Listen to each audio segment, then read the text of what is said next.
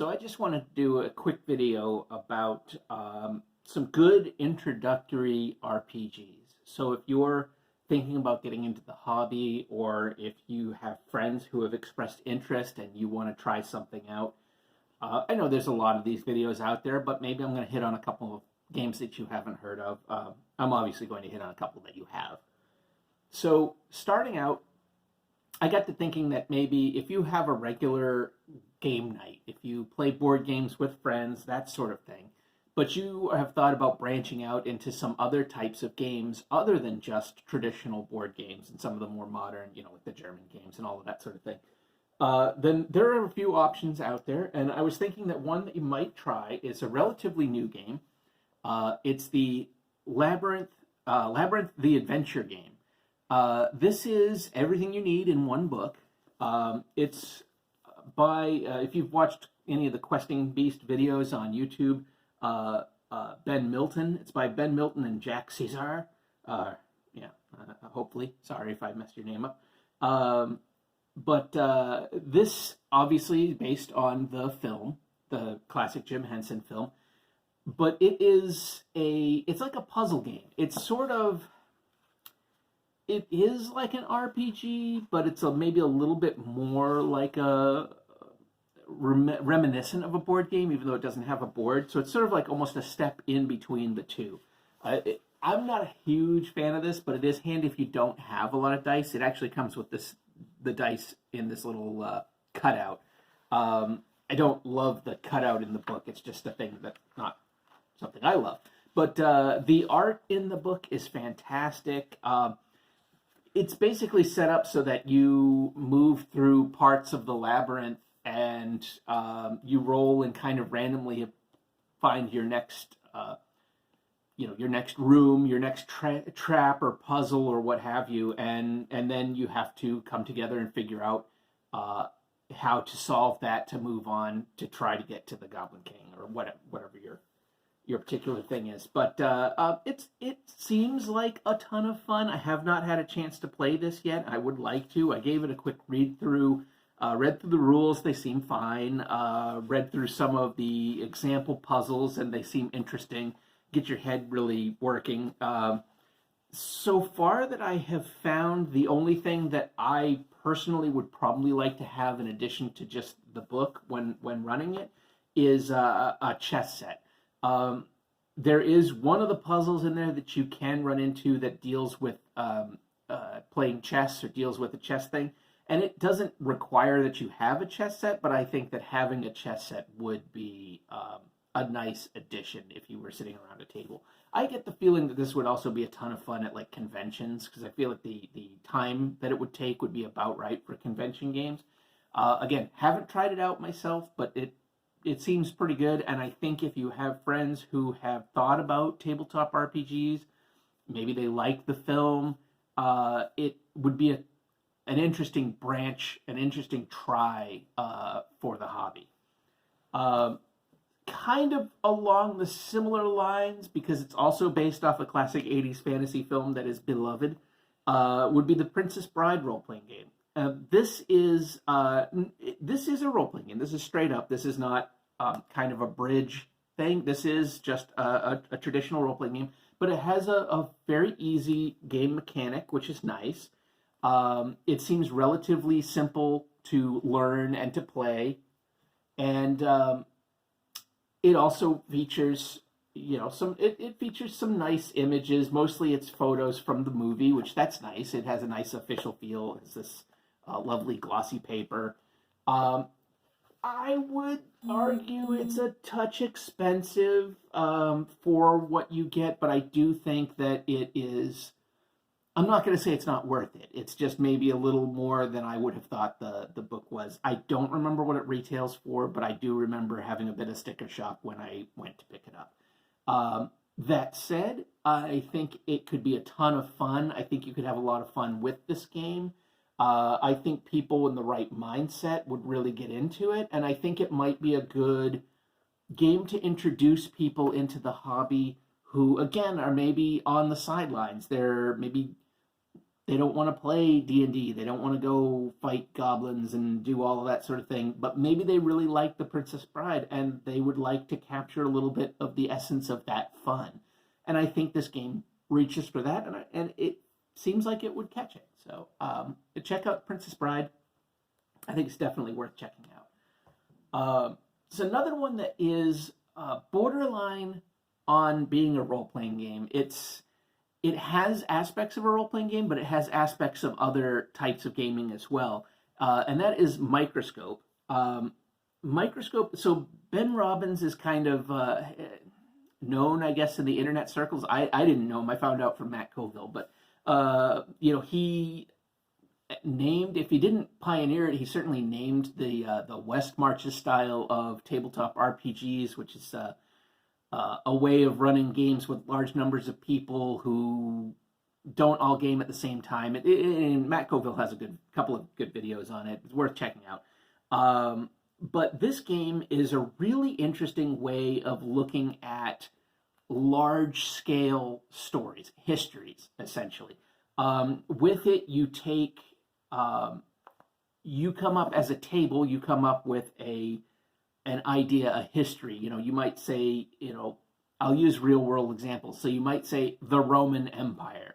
And you would then have 3x5 cards and you would set them out and you would have Romulus and Remus founding Rome. And then you would have, the final collapse of at least of the city of Rome, if not the Roman Empire, if you want to go into the whole Byzantium thing. But we'll say the city of Rome and its collapse. So you have those two events, and then you together and with rules, you go around the table and you start to build pieces of that history in different ways. And again, using real life history, you might have a card that would be like a character like Mark Antony. Somebody might play, one of the battles that he fought in, and then you might actually end up getting, at some point, you might end up role-playing out a scene between him and Julius Caesar and a debate that they had or something. So there are elements of role-playing, but it really is about sort of timeline and history building. And I think this could be not only just fun in its own right, it is fun in its own right. I played a round of it that I really enjoyed. But I think that it could be fun as a way to create a history for your game to take place in. So if you were going to play in a more traditional role-playing game, you could come together as a group and essentially come up with a history for a region or a history for an empire or what have you. And then maybe it's been 10 years and that's when you create your characters. So all of your players have in the back of their head, they have this history that they helped to create, being the kind of cultural background for their characters. Anyway, I thought it'd be interesting. I also think it would be a handy thing for writers to sit around and brainstorm. I think it's a great way to be creative and to come up with some interesting ideas.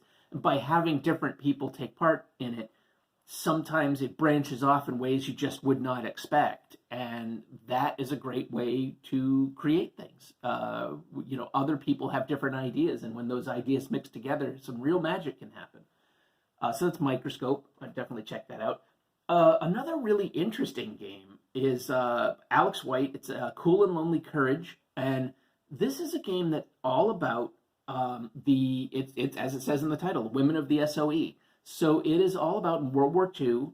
It is about espionage and women who went over to fight the Nazis. So it uses playing cards, decks of playing cards, as its kind of its luck, if you want. But it's a really interesting game. It's kind of hard to explain. It's hard for me to explain. I don't know that it's actually hard to explain, but it's very different. It's not like a lot of tabletop RPGs, but I think that's also a really neat thing by itself. So I think for people who are really into stories and really into creating stories and certainly shared stories, I think this could be really neat.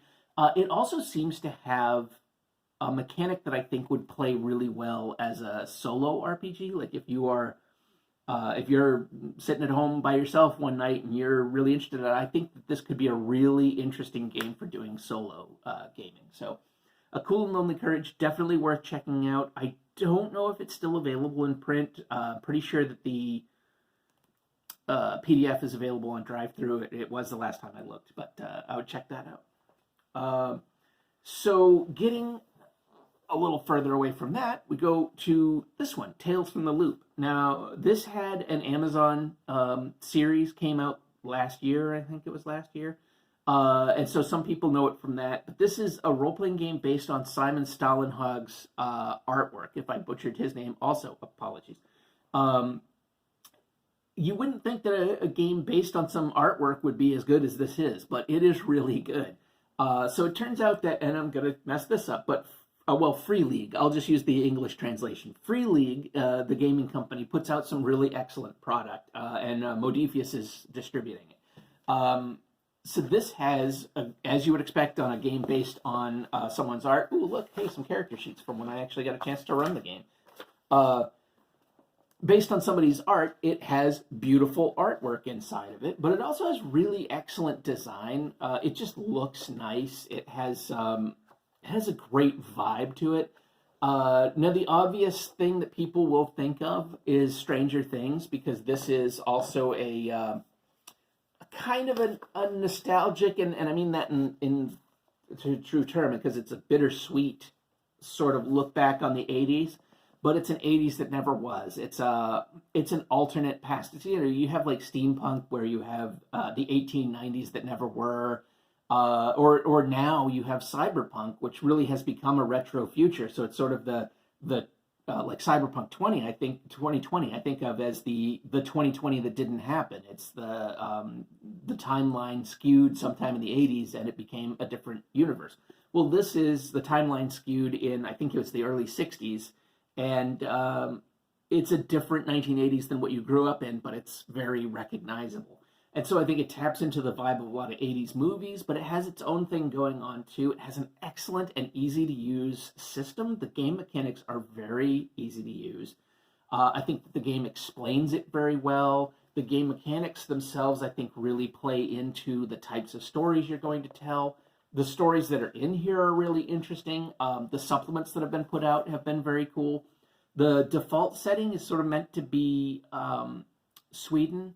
I hope I'm correct in saying that it's Sweden. I would feel really stupid if I was wrong. Yes, Sweden. But there's also a sort of an alternate setting of Boulder City, which is in Colorado or Nevada or somewhere. I can't remember. But it's Nevada. It's in Nevada. So there's an alternate one if you feel more comfortable playing in the States. And it also gives you some ideas for how to make your own setting for your own hometown. Anyhow, I think this is an excellent game, and this would be a great one for people who are interested in trying out RPGs, but aren't necessarily looking to do a ton of math. I mean, this is a very easy system to learn, and it's not for kids. You play children in it, but it isn't really for kids. It definitely deals with some adult themes at times. But it's also in a way that still, I think, feels appropriate to the old kid adventure films. So I don't think it would be bad for children. That's not to say that it would be bad for young people or anything. But there are some adult themes that get covered in it, so you'd want to, pay attention to that.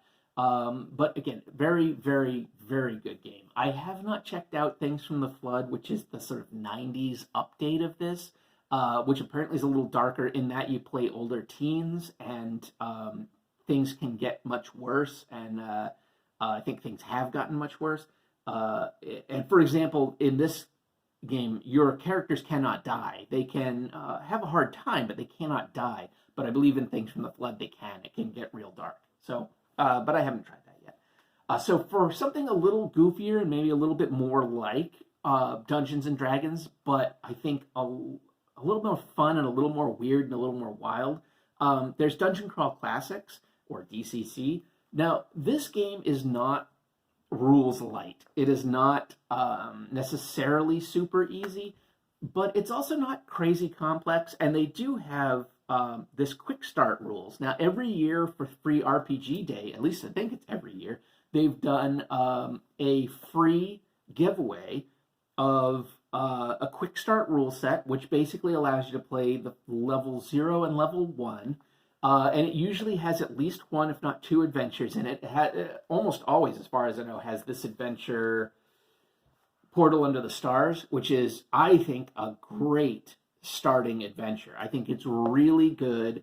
I think it's very well put together. As somebody who's now run it a couple of times, it's very easy to run. It's fun to play. I played it the first time I ever tried DCC. I was playing through that scenario. It's a fun one. It's the right length for doing at conventions or at a local game store, when we can do that again.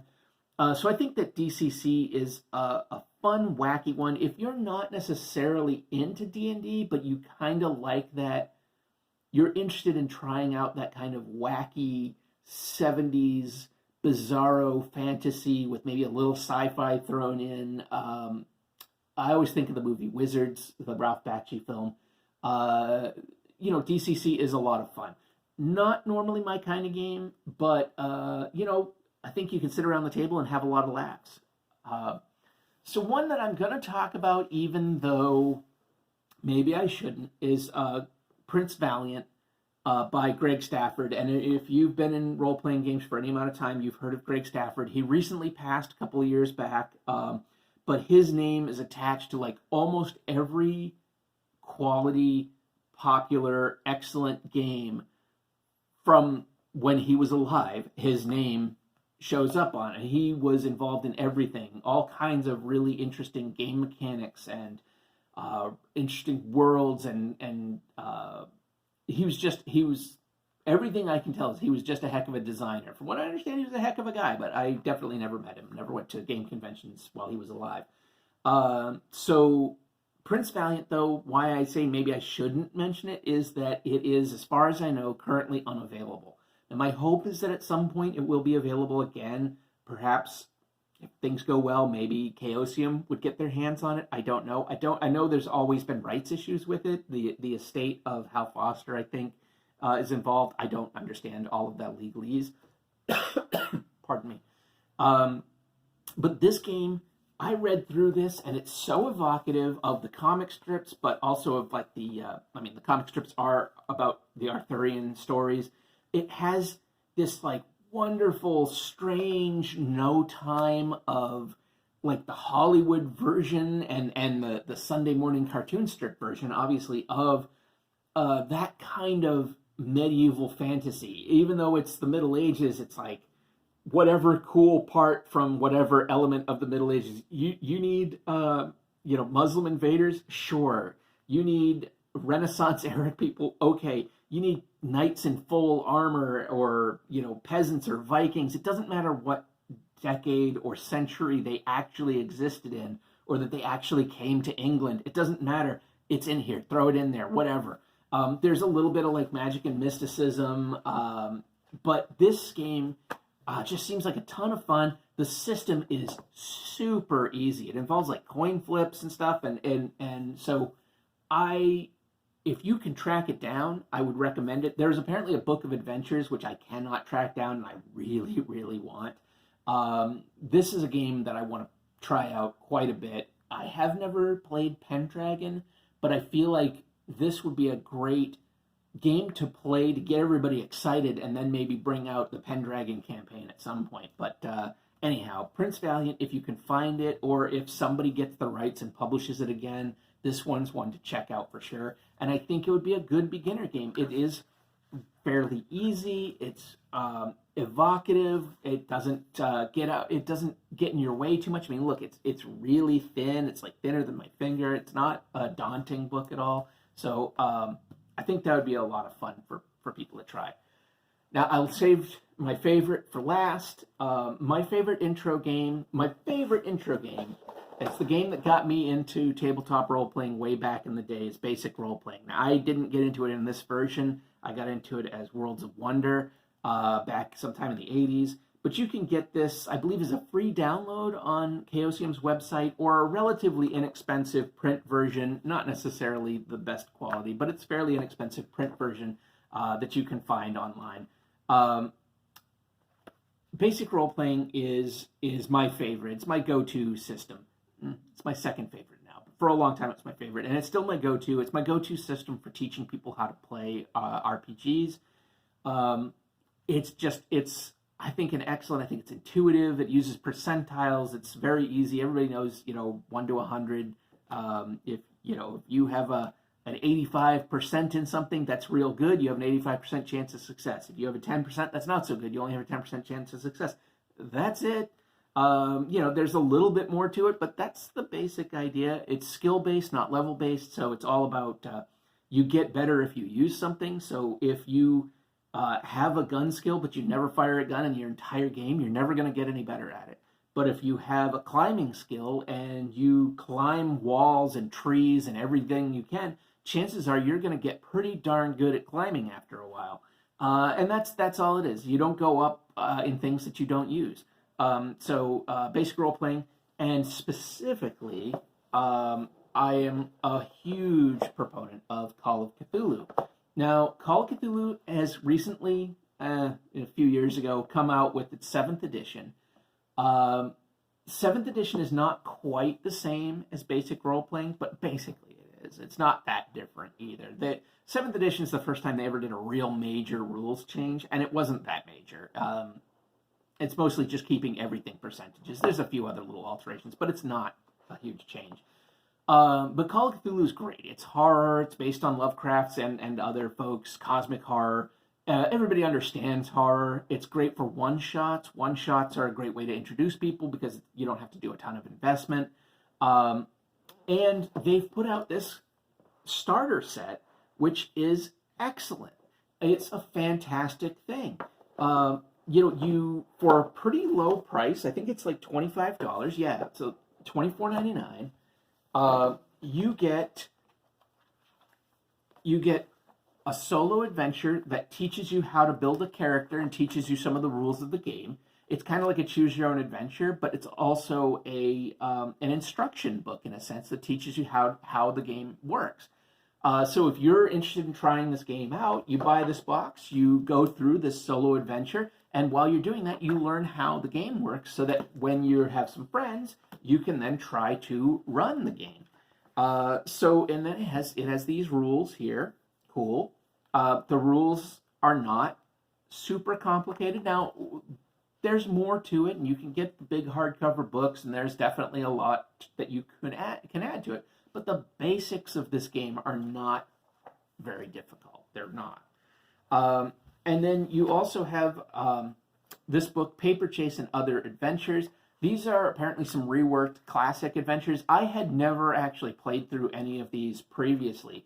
But Paper Chase, if I remember right, is intended to be played essentially with a game master and a player. So again, if you're a new game master and you go through and you learn how to, or keeper, sorry, it's called Cthulhu, it's called keeper, whatever.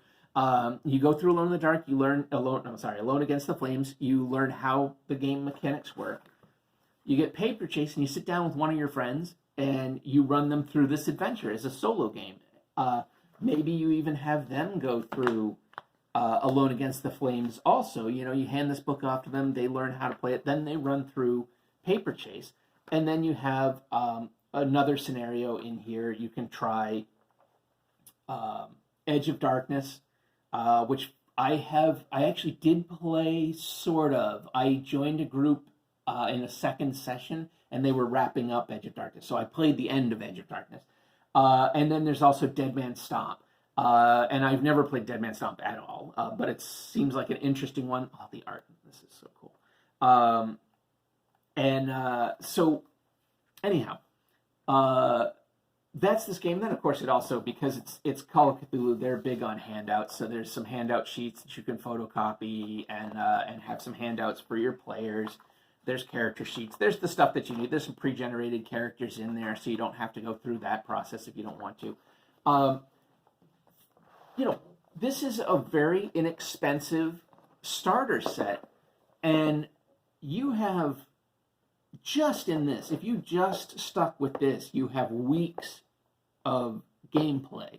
If this is all you ever used, if you only used the published adventures in here, you'd have weeks of gameplay. Now, you don't have to stop there. You can keep making your own, and that's the glory of tabletop RPGs.